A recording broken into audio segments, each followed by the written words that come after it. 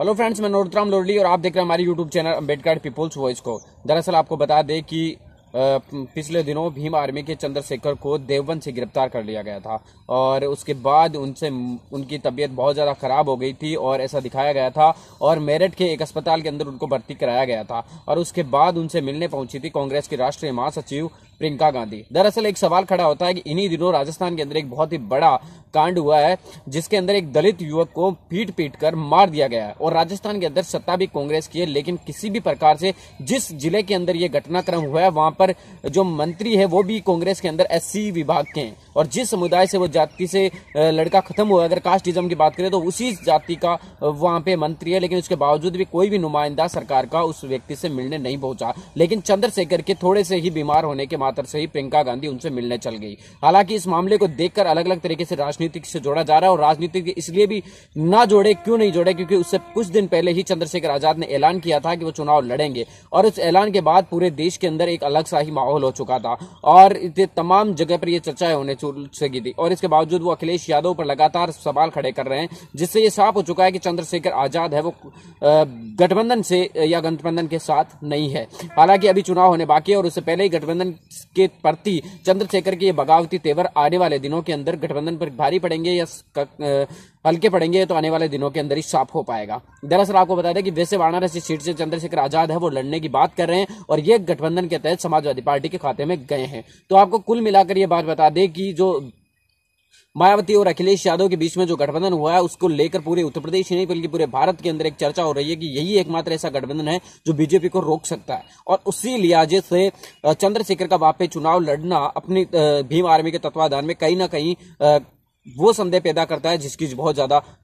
लोगों को ऐसा नजर आ रहा है। दरअसल आपको बता दें कि ऐसा ही कुछ बहुजनों के साथ पहले भी बहुत सारा हो चुका है कि कांग्रेस है, बहुजनों के जो नेता तैयार हो रहे हैं उनको लगातार अपने साथ ले जाने की वजह से बहुजन समाज को इस बार जागृत होने की बहुत ज्यादा जरूरत है। अन्य जिलों में आपको देखने की कोई जरूरत नहीं है अन्य राज्यों के अंदर क्या हो रहा है क्या नहीं, क्योंकि उसकी वजह से यह है कि अन्य राज्यों के अंदर बहुजन समाज पार्टी इतनी मजबूत नहीं है कि वो इफेक्ट गिर सके, लेकिन उत्तर प्रदेश के अंदर सपा बसपा का गठबंधन इतना मजबूत है कि अगर बीजेपी को अगर पूरे देश में अगर कोई रोक सकता है तो यही एकमात्र ऐसा गठबंधन है जो पूरे देश में कहीं पे रोक सकता है। हद मारकर अगर हम बात करें तो कांग्रेस तो कहीं ना कहीं बीजेपी के समर्थन में खड़ी दिखाई दे रही है। आपको एक बात बताना चाहते हैं कि चंद्रशेखर को ही क्यों लेना चाहती है। जब बहन जी और अखिलेश यादव ने 2 सीटें कांग्रेस को दे दी है तो फिर कांग्रेस को ऐसी क्या चीज की जरूरत है उत्तर प्रदेश के अंदर जो वो निकालना चाहती है। इससे पहले आपको बता दें कि जिग्नेश मेवानी को आप जानते हैं, जिग्नेश मेवानी को भी गुजरात के अंदर कांग्रेस ने सपोर्ट करके करवाया था, जिसकी वजह से दलितों के वोट है उनके फेवर के अंदर चले जाएंगे। अकेले जिग्नेश में चंद्रशेखर को सपोर्ट करके कांग्रेस ये चाहती है कि पूरे के पूरे बहुजन समाज के वोट है वो सपा बसपा से तोड़ के कांग्रेस के खाते में चले जाए और कांग्रेस ने और सपा बसपा के वोटों के अंदर बंटवारा हुआ तो कहीं ना कहीं बीजेपी को है बहुत ही बड़ा फायदा होगा। दरअसल आपको बता दें कि कांग्रेस एक ऐसी रणनीति खेल रही है जिसके तहत वो पूरे बहुजन समाज को है अलग थलग करने की कोशिश में लगी हुई है। वो पूरी तरीके से अगर हम बात करें जिग्नेश मेवानी की तो जिग्नेश मेवानी ने गुजरात के अंदर बहुत ही बड़ा मूवमेंट खड़ा किया था और लोगों ने उसमें एक आइकन देखना शुरू कर दिया था। बहुत ही बड़ा आंदोलन के बाद लोग उसके आगे पीछे घूमने लगे थे और गुजरात के जैसे ही विधानसभा के चुनाव आए जिग्नेश मेवानी ने चुनाव लड़ा और वो चुनाव जीत भी गए। लेकिन आप अच्छी तरीके से जानते हैं कि कांग्रेस ने तो वहां पर अपनी वापसी कर ली दलित वोटों के सारे गुजरात के अंदर, लेकिन आज जिग्नेश मेवानी का नाम कहीं ना कहीं पूरे इतिहास से गायब हो चुका है। तो यही रणनीति है वो चंद्रशेखर के साथ कहीं ना कहीं कांग्रेस है वो खेलने की कोशिश कर रही है, जहां पे चंद्रशेखर के साथ साथ बहुजन समाज को भी ये समझने की बहुत ज्यादा जरूरत है। अगर वास्तव में आप संविधान को बचाना चाहते हो तो इससे बढ़िया बहुत ही मजबूत काम कुछ भी नहीं हो सकता कि वर्तमान की परिस्थितियों के अंदर सपा बसपा गठबंधन से मजबूत कोई भी गठबंधन पूरे देश के अंदर नहीं है जो कांग्रेस को हरा सके। आपको बता दें कि कांग्रेस के पास ऑप्शन है हरियाणा के अंदर जहां आम आदमी पार्टी उसके पीछे पड़ी हुई है कि आप हमारे साथ गठबंधन कर लीजिए, दिल्ली के अंदर कांग्रेस के पीछे पड़ी हुई है कि आप कांग्रेस के साथ गठबंधन कर लीजिए, पंजाब में वो कह रही है कि आप जेजेपी और हमारे साथ गठबंधन कर लिए, लेकिन उसके बावजूद भी कांग्रेस किसी भी प्रकार से गठबंधन करने की चांस नहीं दिखा रही है। तो कांग्रेस अगर गठबंधन नहीं करेगी और आम आदमी पार्टी भी लड़ेगी, कांग्रेस भी चुनाव लड़ेगी तो बीजेपी राजस्थान, हरियाणा और जो दिल्ली है उसके अंदर आसानी से है वो चुनाव जीत जाएगी। तो ये कांग्रेस जानबूझकर कर रही है या फिर जो पार्टियां हैं उनको खत्म करने की कोशिश कर रही है। तो ये बहुत ही दिलचस्प है। इसके अलावा 2 दिन पहले कांग्रेस की प्रदेश अध्यक्ष दिल्ली से शीला दीक्षित और पूर्व में मुख्यमंत्री रह चुकी है दिल्ली से, उसकी बात पर हमें गौर करने की जरूरत है कि कहीं ना कहीं कांग्रेस और बीजेपी को सपोर्ट कर रही है। आप किस प्रकार उन्होंने प्रधानमंत्री नरेंद्र मोदी की तारीफ करते हुए कहा था कि जिस प्रकार का एक्शन नरेंद्र मोदी ले रहे हैं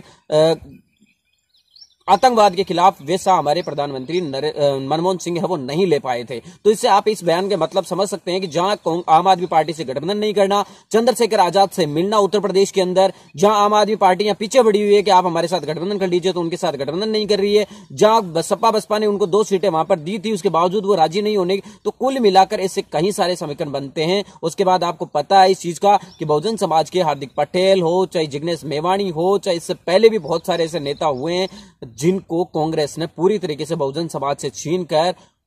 पूरे बहुजन आंदोलन को है तबाह करने का काम किया है। यह आपके पास आखिरी मौका है। आने वाले दिनों के अंदर आपके पास क्या होगा क्या नहीं, यह बहुत ही बड़ी गलती होगी अगर किसी भी प्रकार के बहकावे में आकर किसी और के साथ चले जाते हैं, तो यह आपके साथ बहुत ही बड़ी गलती होगी। आप इस चीज को विश्लेषण करके देखने की जरूरत है। होश हवास के अंदर आज भी आप भी जानते हैं, हम भी जानते हैं कि चंद्रशेखर आजाद के पास इतना बड़ा वोट बैंक नहीं है कि वो पूरे देश के अंदर मोदी को हरा सके, लेकिन बसपा के पास कहीं ना कहीं बसपा की कांग्रेस और बीजेपी के बाद तीसरी एकमात्र ऐसी पार्टी है जिसकी पूरे देश में कहीं ना कहीं एहसास जरूर है। अगर आप किसी गांव ढाणी देहात में भी जाके पूछेंगे तो बहुजन समाज पार्टी का वहां पे कोई ना कोई व्यक्ति नाम जानता है। तो यही एकमात्र ऐसा विकल्प है सपा बसपा को रोकने का उत्तर प्रदेश में। लेकिन उसके बावजूद भी जिग्नेश मेवाणी का चुनाव